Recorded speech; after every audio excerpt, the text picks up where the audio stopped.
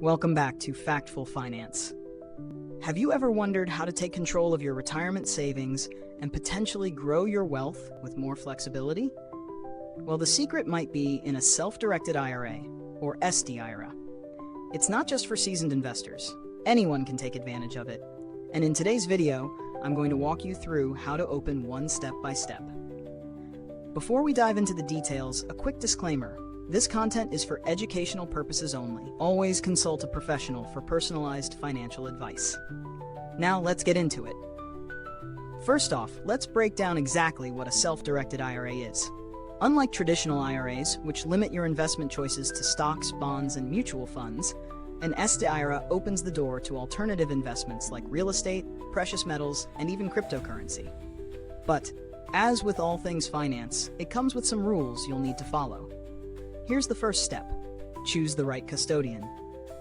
SDIRAs require a custodian, a financial institution that holds and administers your account. You can't just pick any bank or brokerage. It must be an IRS-approved custodian that specializes in SDIRAs. There are a variety of custodians to choose from, so make sure you research their fees, available investment options, and customer service reviews. Next, decide on the type of SDIRA. There are two main types, traditional and Roth. A traditional SDIRA allows your contributions to grow tax-deferred, meaning you won't pay taxes on them until retirement. On the other hand, a Roth SDIRA offers tax-free growth, meaning once you reach retirement age, you can withdraw your funds tax-free. The choice between the two depends on your current tax situation and long-term goals. Once you've chosen your custodian and SDIRA type, it's time to fund your account. Depending on your income and whether you're rolling over from an existing retirement account, you'll need to decide how to fund your SDIRA.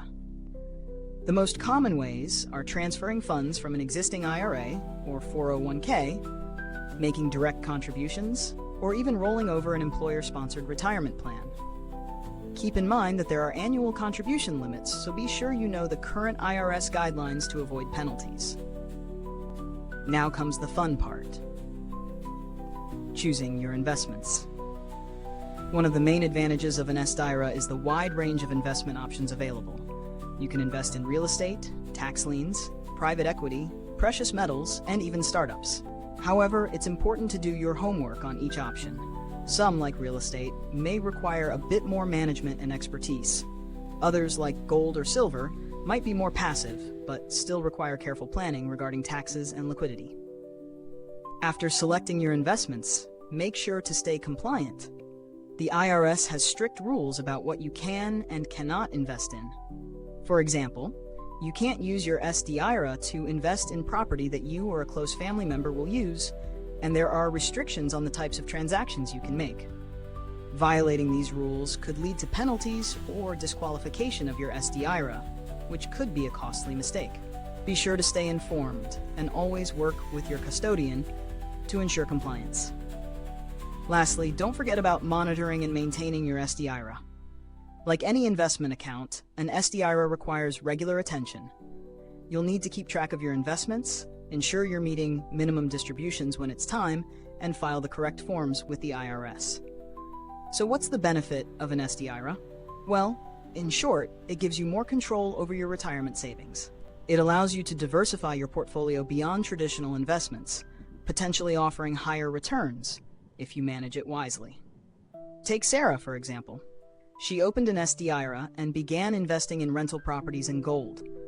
Over 10 years, her account grew significantly due to the diversification and tax advantages of her SDIRA. If you're ready to take control of your retirement future, opening a self-directed IRA might be a great step forward. But remember, the process does take time and attention to detail. Always work with a professional to make sure you're getting the most out of your account. What's the first step you'll take toward opening your SDIRA? Let us know in the comments. Thanks for tuning in to Factful Finance. If you found this video helpful, why not hit the like button and subscribe so you don't miss out on more tips to help you build your financial future. We think you'll find the video on tax-advantaged accounts next quite interesting and helpful for your retirement goals. See you next time.